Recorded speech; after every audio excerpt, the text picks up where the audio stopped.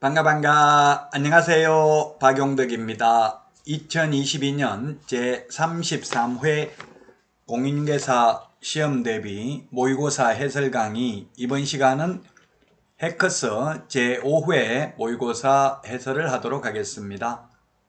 해커스 모의고사가 실제 시험에 부합하도록 아주 적절하게 잘 출제된 것 같습니다. 이 문제들만 여러분들이 정확하게 파악한다면 80점 이상 실제 시험에서 아마 받을 수 있을 것입니다. 자, 1번 문제 중개업입니다. 용어정의 시험에 반드시 출제되죠. 1번 분양대행하는 것은 중개업이 아닙니다. 그래서 만약 중개업이라면 중개보수 적용을 받기 때문에 0.9% 밖에 못 받을 텐데, 분양대행하는 것은 중개가 아니고 중개업이 아니니까 중개보수를 적용하지 않기 때문에 분양대행 수수료를 3천만원, 1억 받아먹었다 하더라도 불법이 아닙니다. 중개업이 아니기 때문에. 자, 그 다음에 우연한 기회에 딱 한 번, 단 한 번 우연한 기회 이런 말 들어가면 중개업 아니죠? 중개업은 다른 사람의 의뢰에 의하여 일정한 보수를 받고 중개를 업으로 하는 게 중개업입니다. 그래서 우연히 단 한 번 이런 말 들어가면 중개업에 해당되지 않습니다. 자, 그래서 답은 3번입니다. 의뢰, 보수, 업이 들어가면 중개업에 해당됩니다. 등록을 했든 안 했든 그건 중개업의 요소는 아닙니다. 등록을 했든 안 했든 의뢰, 보수, 업 세 가지가 들어가면 중개업이 되겠습니다. 4번 등록하지 않고 중개업을 한 경우에는 무등록 중개업자로 3년 이하 이전역이나 3천만 원 이하의 벌금입니다. 근데 중개업을 하는 게 아니고 우연히 한두 번 중개했다면 무자격자라 하더라도 처벌받지 않습니다. 5번 보수를 받고 저당권 설정에 관한 행위의 알선을 업으로 하는 행위는 중개업에 해당한다.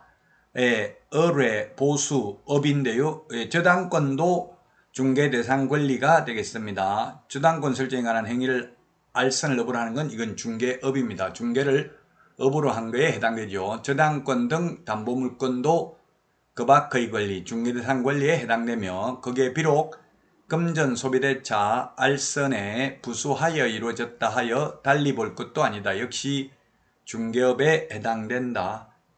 자, 그 다음에 2번 중개대상물에 해당하지 않는 거 되는데 바로 여러분들 이제 답 보이죠? 일단 답은 4번입니다. 이른바 대토권. 대토권이라는 것은 이주자 택지를 공급받을 수 있는 지위입니다. 대신 토지로 받는 권리죠. 현금 보상 대신에.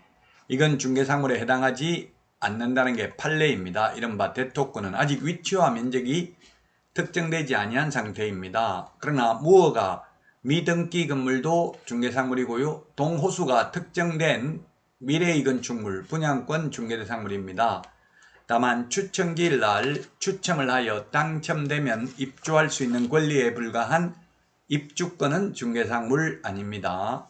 자, 그 다음에 3번 공장재단, 광업재단, 임목, 요건 중개대상물에도 해당되고 매수신청대리 대상물에도 해당됩니다. 그러나 임목, 공장재단, 광업재단은 토지거래 허가대상, 부동산거래 신고대상, 농지취득자익증명 대상, 계약서 금인 대상은 아닙니다. 단지 중개대상물에 해당되고 매수신청대리 대상물에 해당될 뿐입니다. 자, 그 다음에 명인망법을 갖춘 수목의 집단은 중개대상물이라는 게 행정심판 결정입니다. 명인망법을 갖춘 농작물은 중개대상물 아닙니다. 자, 다음은 3번 문제입니다. 3번. 공인중개사 제도입니다. 틀린 것입니다. 시도지사가 자격시험을 시행하려는 경우에는 정책심의위원회 의결을 미리 거쳐야 된다 했는데 국토부 장관이 시도지사 의결 거쳐야 된다 X입니다. 국토부 장관이 원칙 시험 시행기관이 시도지사고요. 예외적으로 시험 문제 출제의 균형 유지 등을 위하여 국토부 장관이 예외적으로 실시할 수 있습니다. 예외적으로 국토부 장관이 시행하려면 미리 거쳐야 되는데 시도지사는 정책심의의 의결을 거치지 않아도 됩니다. 그래서 3번의 1번이 틀렸고요. 2번 자격 취소된 후 2년 된 자는 공인중개사가 될 수 없다. 자격 취소되고 3년간은 공인중개사 될 수 없죠. 우리 암기 프린터 46번에 동그라미 5번에 있습니다. 암기 프린터 없는 분들은 네이버 카페 박용덕 박사의 부동산 여행에서 회원 가입하시면 자동으로 등급이 됩니다. 글쓰기 몇 번 하면 그 요건만 갖추면 그러면 자료 보실 수 있습니다. 다운로드 받을 수 있습니다. 자, 그래서 2번 3년입니다. 3년. 그 3년 안 지났으니까 공인중개사 될 수 없는 것 맞고요. 자, 그 다음에 3번 시도지사는 시험 합격자 결정 공고일로부터 1개월 이내에 자격증을 교부해야 됩니다. 1개월 이내에 공고일로부터 1개월 이내 1개월 이내인데 시험에 2개월 이내에 X로 출제됐습니다. 우리 암기 프린터 숫자 다 정리되어 있고요. 그 다음에 4번 시험은 매년 1회 이상 시행하고요. 정책심의원의 의결을 거쳐서 당해년도 시험을 시행하지 아니할 수 있습니다. 자, 그 다음에 5번 중개보조원이 거래를 성사시켜 작성한 계약서에 공인중개사인 개업공개사가 서명 및 날인하는 것은 자격증 대여에 해당한다. 그렇습니다. 만약에 제가 학원 강의를 지금 등록을 해놓고 개업해놓고 학원 강의하면서 보조원 보고 계약서 작성하게 해놓고 제가 나중에 토요일 일요일에 가서 서명 및 날인을 했다 하더라도 이건 양도대여에 해당될 것입니다. 그래서 양도대여에 해당하는지 여부는 실체적 진실을 보고 형식적으로 판단하는 게 아니라 실체적 진실을 보고 판단하여야 할 것입니다. 자, 다음은 4번입니다. 교육제도 시험에 반드시 출제됩니다. 틀린 것은 했는데 법인의 모든 사원, 임원, 전원 이 말이 중요하죠. 모든 임원입니다. 즉 자격증이 있든 없든 모든 임원, 자격증 없는 임원도 등록 신청일 전 1년 이내에 실무 수습이 포함된 실무교육, 시도지사가 실시하는 실무교육을 받아야 됩니다. 실무 수습이 포함됐다고 해서 여러분들이 실무 수습을 다른 중개사무소 가서 해야 되는 건 아니고요. 그냥 실무교육 프로그램 안에 수습이 있습니다. 그 수습이 뭐냐면 계약서 작성 요령, 확인설명서 작성 요령해서 5시간 이상 6시간 이하 실무 수습을 하도록 그 실무교육 지침에 나와 있습니다. 그래서 따로 다른 중개업소에 가서 근무할 필요는 없습니다. 2번이 틀렸네요. 보조원은 연수교육 대상 아니죠? 개공, 소공만 2년마다 시도지사가 실시하는 연수교육을 받아야 됩니다. 자, 그래서 2번이 틀린 정답이 되겠습니다. 보조원은 직무교육만 받으면 됩니다. 자, 그 다음에 직무교육은 등록관청 또는 시도지사가 실시할 수 있고요. 연수교육은 12시간 이상 16시간 이하이고요. 거래사고 예방교육은 교육시간이 정해진 바가 없고 가장 시간이 짧은 게 직무교육 3시간 이상 4시간 이하, 중개실무교육은 28시간 이상 32시간 이하, 매수신청 대리실무교육은 32시간 이상 44시간 이하입니다. 5번에 국토부 장관은 개업공개사 등의 거래사고 예방교육을 실시할 수 있다. 예방교육은 국토부 장관, 시도지사, 등록관청 모두 다 실시할 수 있습니다. 예방교육은 실시할 수도 있고 안 할 수도 있고 교육받아도 되고 안 받아도 되고 자유입니다. 개업공개사 등에 대해서 실시할 수 있습니다. 자, 다음은 5번 문제 보도록 하겠습니다. 정책심의원에 관한 설명으로 틀린 것입니다. 틀린 것. 자, 기억에 보면 위원장 1명 포함이죠. 포함. 제외가 아니라 포함하여 7명 이상 11명 이내 위원입니다. 그래서 틀렸고 니어는 위원장은 국토부 장관이 아니라 차관입니다. 차관. 제1차관이죠. 자, 그 다음에 10일이 아니라 회의 개최 7일 전까지 통보해야 됩니다. 부득이한 사유가 있으면 회의 개최 전날까지 통보할 수 있습니다. 자, 그 다음에 리얼은 위원장이 아니라 국토부 장관입니다. 재척 사유에 해당함에도 불구하고 회피하지 아니한 경우에 해당 위원을 회촉할 수 있습니다. 위원장이 임명 회촉하는 게 아니라 국토부 장관이 하고요. 그래서 리얼도 틀렸고요. 틀린 거 답 5번이 정답이 되겠습니다. 자, 그 다음 6번입니다. 등록할 수 있는 자는 했는데 지금 등록할 수 6번을 보도록 하겠습니다. 6번 등록할 수 있는 자. 등록할 수 있는 자 이 말은 뭡니까? 개업할 수 있는 자지요. 파산 선고받으면 복권이 되어야 되고요. 복권되지 아니하였으니까 안 되고요. 그 다음에 금고 이상 실형 선고받으면 3년 집행 면제되고 3년 지나야 됩니다. 벌금은 공인중개사법상 벌금이지만 징역 금고는 도로교통법이라도 3년간 결격사유입니다. 피한정 후견인, 피성년 후견인 결격사유입니다. 피특정 후견인은 결격사유에 해당되지 않습니다. 그 다음에 4번 등록기준 미달로 등록 취소된 경우 3년 지나야 된다는 규정을 적용받지 않습니다. 등록기준만 갖추면 다시 3년 안 지나도 등록할 수 있습니다. 등록기준이 뭐냐면 예를 들면 대표자는 공인중개사이어야 하며 대표자를 제외한 임원 또는 사원의 3분의 1 이상이 공인중개사이어야 하는데 자격증 있는 사람 모조리 다 그만뒀다면 3년 안 지났다 하더라도 다시 자격증 있는 임원 3분의 1을 갖추면 다시 등록할 수 있습니다. 집행유예는 5번 이 법이든 저 법이든 집행유예 기간에는 결격사유입니다. 벌금은 공인중개사법 위반으로 벌금을 받은 경우만 결격사유에 해당이 됩니다. 자, 7번입니다. 다음은 7번 문제. 공인중개사 법령상 법인인 개업공개사가 중개사무소 또는 분사무소를 등록관청 관할구역 외의 지역으로 관할구역 밖으로 옮겼네요. 관할구역 외의 지역으로 이전한 경우입니다. 자, 기억을 보면 개업공개사는 중개사무소를 이전한 날로부터 10일 이내에 이전 후 등록관청에 신고해야 됩니다. 10일 이내고요. 이전 후 등록관청입니다.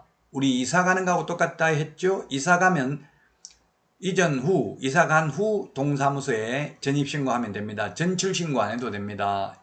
우리 중개사무소 옮기는 것도 마찬가지입니다. 이사가고 나서 10일 이내에 이전 후 시장군수구청장한테 신고하면 됩니다. 맞습니다. 이 리언은 분사무소 이전 신고를 받은 등록관청은 이전 전 분사무소 소재지 관할 등록관청에 관련 서류 송부를 요청해야 된다 했는데 분사무소를 이전하는 경우에는 서류 송부하지 않습니다. 서류를 누가 가지고 있냐면 주된 사무소 등록관청에서 다 가지고 있습니다. 송부할 필요 없습니다. 미연 틀렸습니다. 분사무소는 이전하더라도 주된 사무소 등록관청에 가지고 있기 때문에 주된 사무소 등록관청에 신고하기 때문에 서류 송부하지 않습니다. 디귿에 이전 신고를 받은 등록관청은 중개사무소 등록증을 재교부하거나 원래의 등록증에 변경사항을 기재하여 교부할 수 있다 했는데 관할구역 밖으로 가면 반드시 재교부해야 되고요.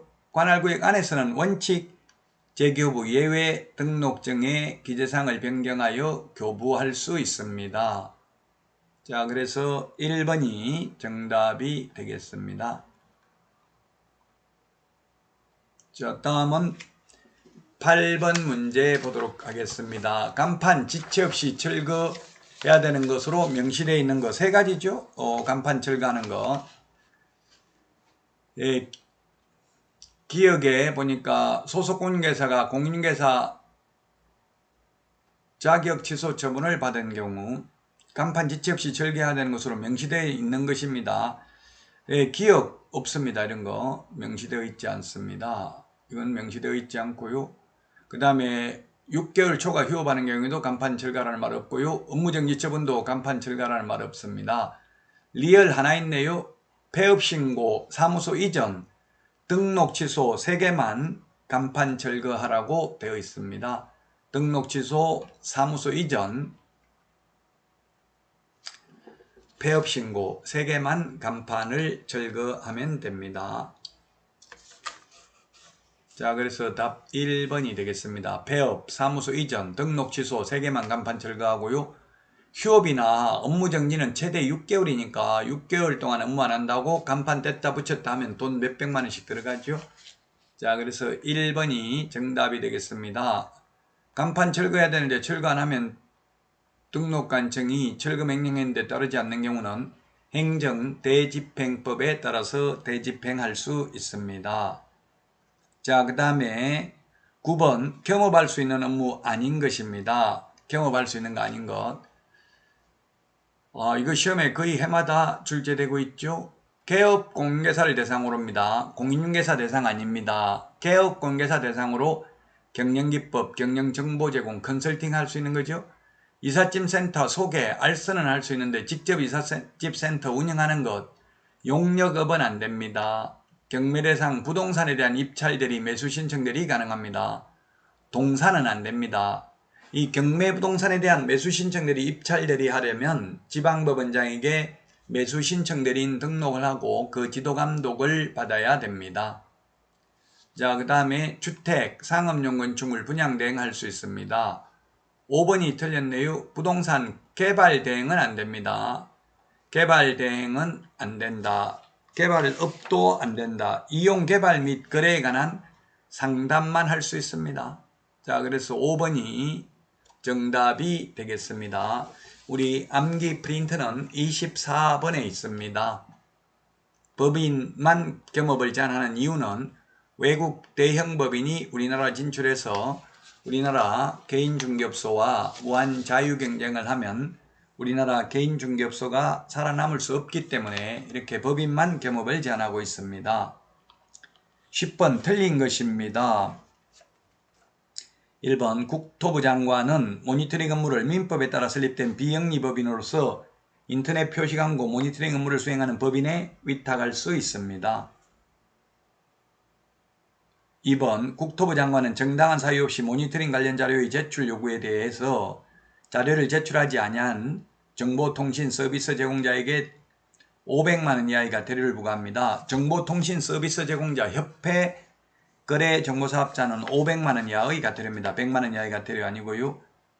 3번 기본 모니터링 업무는 모니터링 기본계획서에 따라 분기별로 실시하는 모니터링을 말합니다.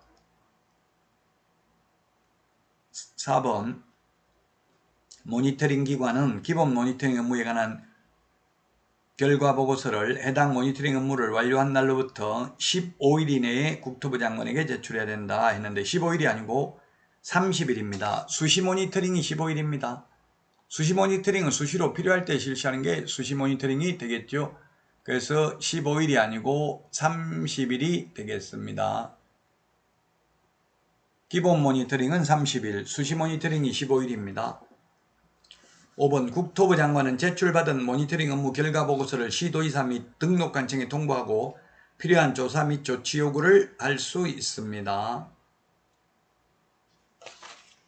4번이 정답이 되겠습니다. 자, 이번 시간 여기까지 하고요. 다음 시간에 찾아뵙도록 하겠습니다. 여러분 수고하셨습니다. 다음 시간에 봬요. 안녕.